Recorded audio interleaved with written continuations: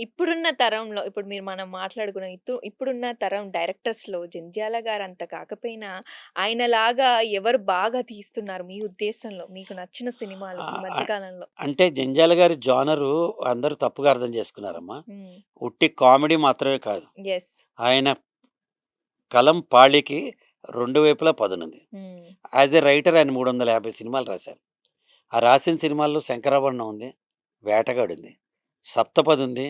దాని తర్వాత అదేంటి మన 'అడవిరావుడు' ఉంది, 'విజేత' ఉంది, చిరంజీవి గారి సినిమా, 'జగదేక వీరుడు అతిలోక సుందరి' ఉంది, 'అగ్నిపర్వతం' ఉంది. ఇట్లా కొన్ని 'అగ్నిపర్వతం' మన 'అగ్నిపూలు' ఇలాంటి మంచి మంచి సినిమాలు ఆయన రాశారు. అలాగే ఆయన తీసిన సినిమాల్లో కూడా డైరెక్ట్ చేసిన సినిమాలు మీరు చూస్తే 'ఆనందభైరవి' లాంటి ఈస్థెటిక్ సెన్స్ ఉన్న సినిమా ఉంటుంది. హ్మ్. 'నెలవంక' లాంటి సినిమా ఉంటుంది.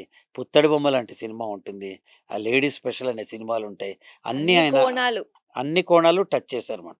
కాపోతే ఇప్పటి తరంలో 'జంధ్యాల' గారిలా తీసేవారు అన్‌డౌటెడ్‌లీ అనిల్ రావిపూడి. 'జంధ్యాల' గారు చాలా దగ్గరగా తీస్తాడని నేననుకుంటా. హ్మ్. కాకపోతే 'జంధ్యాల' గారిలాగా ఓన్లీ కామెడీ తీయరు. అది కమర్షియలైజ్డ్ కామెడీ. హీరోల చేత కామెడీ చేయిస్తారన్నమాట. అవును. దాన్ని ఎలా చూడాలంటారు? అలా కమర్షియలైజ్డ్‌గా తీసినప్పుడు ఎక్కడో ఒక దగ్గర మనకు కావాల్సిన నాణ్యత అనేది తగ్గిపోతుందేమో. తగ్గిపోదమ్మా. నేనేం చెప్తానంటే ఫర్ ఇన్‌స్టాన్స్ 'అనిల్ రావిపూడి' గారి గొప్పతనం ఏంటంటే ఆయన కాంబినేషన్స్ పర్ఫెక్ట్ సెట్ చేస్తారు. హ్మ్. హ్మ్. హ్మ్. ఆ నాస్టాల్జియా కాంబినేషన్స్ ఉంటాయిగా మనకి వింటేజ్ అవును. కాంబినేషన్స్. హ్మ్. అవన్నీ బాగా సెట్ చేస్తాడు. రెండోదమ్మా 3 గంటల పాటు సినిమాకి వచ్చే ప్రేక్షకుడికి తిరిగెళ్ళేటప్పుడు ఏదోటి బావుందిరా అనిపిచ్చి వెళ్ళాలి కదా! అవును. లేతే ఇండియా మ్యాచ్ చూసి క్రికెట్ ఇండియా ఓడిపోతే మనకు కలిగే డిసప్పాయింట్‌మెంట్ కలుగుతుంది. హ్మ్. సో, అలా కాక్ షూర్‌గా అయ్యే ఫార్ములా హ్యాపీనెస్. హ్మ్. హ్మ్. హ్మ్. అది కామెడీ హీరో చేశాడా? పక్కన బ్రహ్మానందం గారు చేశారా? లేపోతే పాత్రలు చేశారా? అని చూడరు.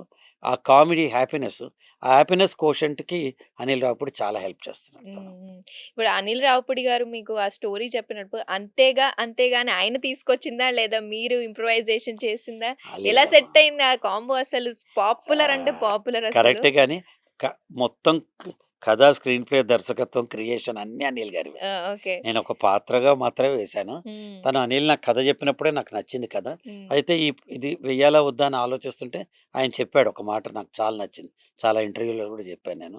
కమెడియన్ చేత వేయించాలనుకుంటే కామెడియన్ ఇంకెవరితైనా. ఎవరైనా ఉంటారండి. హ్మ్. మీలాంటి సిన్సియర్‌గా ఉన్నవాళ్ళు చెప్తే ప్రేక్షకుడు తన్ని తను కనెక్ట్ అవుతాడు. ప్రతి హస్బెండు తన్ని తను కనెక్ట్ అవుతాడు. మీకు మంచి పేరొస్తుంది చేయండన్నాడు. నేను ఫస్ట్‌లో రిలక్టెంట్‌గా చేశాను. కానీ 2, 3 సార్లు అనంగానే సెట్‌లో హ్మ్. ఈ సీన్స్ చేస్తారు. అందరూ నవ్వటం మొదలెట్టారు. ఓహ్! ఎక్కుతోందిరా ఇది అని అనుకున్నాను నేను.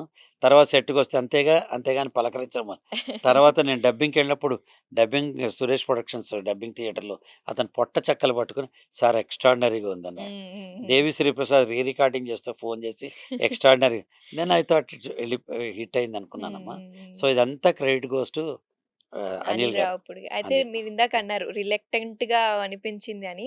అది ఒక రకంగా మీలాంటి గొప్ప నటులకి అంత క్యారెక్టరే తక్కువ అని మీకు అనిపించిందా? ఆ క్యారెక్టర్ మాత్రమే తక్కువ అని? ఆ! ఇనీషియల్లీ అనుకున్నానమ్మా నేను. క్యారెక్టర్ హ్మ్. అనుకోలేదు. క్యారెక్టర్ తక్కువ, ఎక్కువ అనేది పర్వాలేదు. ఎందుకంటే షేక్స్‌పియర్ చెప్తాడు. There are no big actors and small actors. There are only big characters and small characters అని. స్మాల్ క్యారెక్టర్‌లు కూడా ఎక్స్ట్రార్డినరీగా చేయొచ్చు. అంత గ్రేటెస్ట్ 'ఎల్‌వి ప్రసాద్' గారు డైరెక్ట్ చేసిన 'మిస్సమ్మ'లో నాగేశ్వరరావు గారు కామెడీ వేషం వేశారు. ఎన్టీ రామారావు గారు ప్రధాన. సో, నేను దాని గురించి ఆలోచించలేదు. హెన్‌పెక్డ్ హస్బెండ్‌గా అలా చేయటే నేను బయట ఓ మోటివేషనల్ స్పీకర్ కదా! అవును. నా ఇమేజ్‌కి నేను నేను సీరియల్స్ చేసినా మాకు ఇప్పటిదాకా ప్రొటోగానిస్ట్ మంచి వేషాలేసిన కథానాయకుడిగానే పేరుంటుంది మనకి. అవును. అందులో సీరియల్స్‌లో ఏంటంటే హీరోయిజం ఉండదు. ఏ సీన్‌కి ఎవడు ప్రధానం అయితే వాడే హీరో. లేదా అవును. తనే హీరోయిన్ హ్మ్. Whatever is that. హుహుహు. సో, అలా వేశారు కాబట్టి ఆలోచించిన మాట వాస్తవం. అనిల్ కన్విన్స్ చేసిన మాట వాస్తవం కానీ, తర్వాత మాత్రం ఎప్పుడు రిగ్రెట్ కాలే. ఎక్స్ట్రార్డినరీ అసలు రీబర్త్ అనొచ్చు యాస్ ఎన్ హ్మ్. యాక్టర్ నాకు. హ్మ్. మీరిందాక మోటివేషనల్ స్పీకర్ అన్నారు. ఇప్పుడు మీరు ఆల్రెడీ ఒక డైరెక్టరు, ఒక ప్రొడ్యూసరు, ఒక అద్భుతమైన యాక్టర్. మరి అది ఆ 3 ఉన్నప్పుడు మోటివేషనల్ స్పీకర్ వైపు ఏంటి ప్రేరేపించింది మిమ్మల్ని? ఇంతమందిని ఇన్‌స్పైర్ చేస్తున్నారు మీరు. చాలా గొప్ప విషయం అని చెప్పొచ్చు. ఎలా వచ్చింది ఆ థాట్? ఇలా కూడా చెప్తే మన జనాల్లో వింటారు మన గురించి అని. చాలా గొప్ప విషయం అది. అంటేనమ్మా నేను యాస్ ఎ స్పీకర్ స్టార్ట్ చేసి 52 ఏళ్ళు ఇప్పటికి. హ్మ్. నా నైన్త్ క్లాస్‌లోంచే డిబేట్స్ అవి మాట్లాడటం మొదలెట్టాను. దాని మీద ఒక ప్యాషన్ ఉండింది. నేనెప్పుడైతే సినిమాలు చేశానో, అప్పుడు గెస్ట్ కింద పిలవటం మొదలుపెట్టాను. హ్మ్. అన్నీ. నేను తెలంగాణ నుంచి వచ్చిన ఫస్ట్ హీరో అంటే పెద్దవాళ్ళున్నారు హైదరాబాద్‌లో. మా తరంలో నేనో హీరో. ఈ ఈ మొత్తం తెలంగాణలో, ఆంధ్రాలో గెస్ట్ కింద పిలిచేవారు. నేను వెళ్ళేవాడిని. నాకు ఇంట్రెస్ట్. ఓకే. కళలంటే ఇంట్రెస్ట్ కాబట్టి ఇవాల్టికి కూడా చారాయగంసలో పిలిచినా వెళ్తాను నేను. అవును. ఇంట్రెస్ట్ అది. యెస్. ఒక్కొక్కళ్ళ మనిషికి యెస్. ఒక ఇంట్రెస్ట్. నాకట్లా సభలకెళ్ళటం ఇంట్రెస్టు. హ్మ్. హ్మ్. వెళ్ళి మాట్లాడాం. మాట్లాడినప్పుడు చాలా మాట్లాడుతున్నారు ఇది, అది అనేవారు.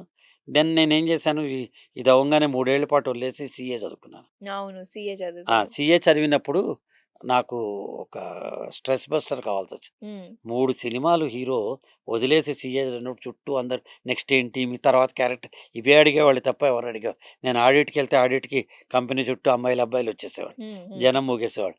ఈ స్థాయిలో నన్ను నేను కంట్రోల్ చేసుకోవటానికి ఐ థాట్ స్పీకింగ్ స్కిల్స్ మీద డెవలప్ చేసుకోవాలనుకున్నాను. జూనియర్ ఛాంబర్ ఇంటర్నేషనల్ అని ఒక ఆర్గనైజేషన్‌లో join. It's a individual development organisation. అందులో చేరి దాంట్లో నాకున్న టాలెంట్‌ని ఒక ఛానలైజ్ చేసుకున్నా. అంటే అడవిలో ఉండే నిప్పు అడవిని దహించేస్తుంది. హ్మ్. కానీ అదే నిప్పుని తీసుకొచ్చి ఫ్యాక్టరీ ఫర్నెస్‌లో పెడితే ఏదైనా క్రియేట్ చేస్తుంది. ఎన్ని దాన్ని అద్భుతాలవుతాయి. ఛానలైజ్డ్ ఎనర్జీ అంటారు. హ్మ్. సో, నాకున్న స్పీకింగ్ స్కిల్స్‌ని హ్మ్. ఛానలైజ్డ్‌గా చేసుకొని స్లోగా 7 పోస్ట్ గ్రాడ్యుయేట్ డిప్లొమాస్ చేశాను. ఓకే. ఈ speaking skills. I'm not just a passionate speaker. I'm correct. A trained trainer. Hmm. Life skill coach. International life skill coach అనమాట. సో, ఇవన్నీ ఎందుకు చేశానంటే అక్కడి నుంచి నేను టెలివిజన్ మొదలెట్టాక నేనే ప్రొడ్యూసరు, నేనే డైరెక్టరు, అవును. నేనే యాక్టరు, నేనే ఎడిటరు, నేనే writer. Continuous 100 serials produce corporate films, advertisement films, documentaries ఒక్కరోజు ఖాళీ ఉండేది కాదు. దాంట్లో మరి ఎవడో క్లబ్‌కెళ్తాడు, ప్యాక్ ఆడతాడు, ఒకడు మందు కొడతాడు, ఒకటి మనకు అవేం లేవు కాబట్టి స్పీకింగే నేను ప్యాషన్ కింద తీసుకున్నాను. హ్మ్. హ్మ్. సో, అది ప్యాషన్ కింద ఉండేది. 99 వచ్చేటప్పటికి నేను అప్పటికి దాదాపు చాలా ఏళ్ల అనుభవం వీటిలో వచ్చింది. I need to take a break అని చెప్పి అప్పుడు ఒక నేషనల్ ట్రైనర్ వర్క్‌షాప్‌కు పాల్ఘాట్‌లో అయితే వెళ్ళాను నేను. అది నా జీవితంలో టర్నింగ్ పాయింట్ ఓకే. అన్నమాట.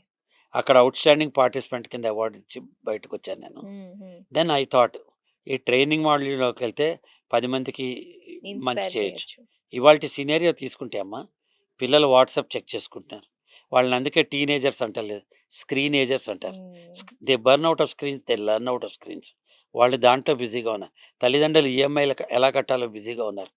If you take colleges or schools వాళ్ళని అంటానికి వీల్లేదు. వాళ్ళు 8థ్ క్లాస్ నుంచే ఎంసెట్ కోచింగ్‌లు ఎలా చేయాలి, వాళ్ళని మొత్తం పాపం ఆ సిలబస్‌లు కంప్లీట్ చేయడానికి టీచర్స్ కానీ, స్కూల్స్ కానీ వాళ్ళు ఇబ్బంది పడుతున్నారు. చాలా స్ట్రెస్‌లోకి స్ట్రెస్ తీసుకెళ్ళిపోతున్నారు వెళ్ళిపోతుంది చిన్నప్పటి కదమ్మా నుంచే. మరి. అందరూ కూడా ఆల్ స్టేక్ మేనేజ్మెంట్ ఏమో డబ్బులు కలెక్ట్ చేయాలి. ఫీజు రీయింబర్స్‌మెంట్‌లు రావు. వాళ్ళు చాలా స్ట్రెస్‌లో ఉన్నారు. ఈ పాయింట్ ఆఫ్ టైమ్‌లో తల్లిదండ్రులు పిల్లలకి చెప్పలేకపోతున్నారు. చెప్పినా పిల్లలు వినే స్థితిలో లేరు. యాక్చువల్లీ అంత టైం కూడా ఇవ్వలేకపోతున్నారని కూడా వాళ్ళు చెప్పొచ్చు. చెప్పలేరు. తల్లిదండ్రుల కంటే పిల్లలు ఎక్కువ చదువుకుంటున్నారు కదమ్మా! హ్మ్. ఇప్పుడు నేను 10థ్ క్లాస్‌లో చదువుకున్నవి 8థ్ క్లాస్‌లో మా మనవరాలు సెకండ్ క్లాస్‌లోనే తాత దిస్ ఈస్ చదివేస్తుంది. Not the right way to do అని అది మాట్లాడేస్తుంది నాతోనే. అంటే hmm. They are exposed to a better world. Hmm. At this point of time మంచేదో, చెడేదో చెప్పటం ఎవరో ఒకళ్ళు బాధ్యత తీసుకోవాలి. నేనొక్కడినే కాదు చాలామందున్నారు. గరికపాటి వారు వారి దృష్టిలో చెప్తున్నారు. చాగంటి వాళ్ళు చెప్తున్నారు. నాలాగా ఉన్న గంపా నాగేశ్వరరావు, కశ్యపు, షఫీ, జేడీ లక్ష్మీనారాయణ గారు, ఆకెళ్ళ రాఘవేంద్ర చెప్పుకుంటే చాలామంది పెద్దవాళ్ళున్నారు. వాళ్ళందరూ ఎవరి స్థాయిలో వాళ్ళు చెప్తూనే ఉన్నారు అందరూ హ్మ్. కూడా. హ్మ్. అయితే ఏంటంటే, నేను ఒక యాక్టర్ అవ్వటం వల్ల, నేనే కథకుడిని అవ్వటం వల్ల, నాకు కొంచెం exposure towards national level training ఉండటం వల్ల, బుక్స్ చదవటం వల్ల, నాకు కొంచెం ఎడ్జ్ వచ్చింది. హ్మ్. అడ్వాంటేజ్ వచ్చింది. రియల్ లైఫ్ టైమ్ ఎగ్జాంపుల్స్ చెప్పటం. సో, ఆ నిష్ మార్కెట్‌లో నాకంటూ ఒక బాపు గారి అభిమానులున్నట్టు, విశ్వనాథ్ గారి అభిమానులున్నట్టు నాకొక అభిమానులు రావటం మొదలెట్టారు. హుహు. సో, ఎప్పుడైతే నేను చెప్తుంటే వాళ్ళు వింటున్నారో, చెప్పడం మంచిదని.